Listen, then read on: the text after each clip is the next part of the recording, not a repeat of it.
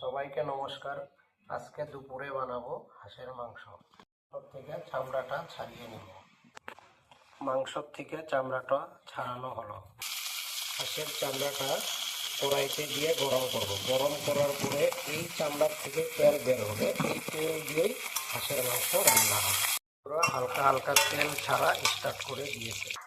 দেখো বন্ধু, এই এতটুক তেল বেরিয়েছে। এই তেল দিয়েই হাঁসের মাংস রান্না হবে। হাঁসের চামড়ার থেকে বের করা তেলটা দিয়েই হাঁসের মাংস রান্না করব।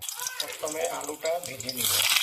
দুটো তেজপাতা দিয়ে সাথে পেঁয়াজ কুচি একটু লাল করে ভেজে নিব। ভাজা হয়ে গেছে, এখন মাংসটা দিয়ে দিলাম। এখন দিয়ে দিব আদা রসুন আর পেঁয়াজের পেস্ট, হলুদ গুঁড়ো, লঙ্কা গুঁড়ো, কাশ্মীরি লঙ্কার গুঁড়ো, লবণ, একটু গোলমরিচের গুঁড়ো। এখন মাংসটাকে ভালো করে কষিয়ে নেব। এখন দিয়ে দিব কেটে রাখা টমেটো। মাংসটা কষানো হয়ে গেছে, এখন আলুটা দিয়ে দিব। দেখো বন্ধুরা, এখানে এক ফোঁটা সরষের তেল ব্যবহার করা হয় নাই। হাঁসের তেল দিয়েই হাঁসের মাংস রান্না। মাংসটা কষানো হয়ে গেছে, এখন দিয়ে দিলাম গরম মশলার গুঁড়ো দিয়ে মাংসটা নামিয়ে দিলাম।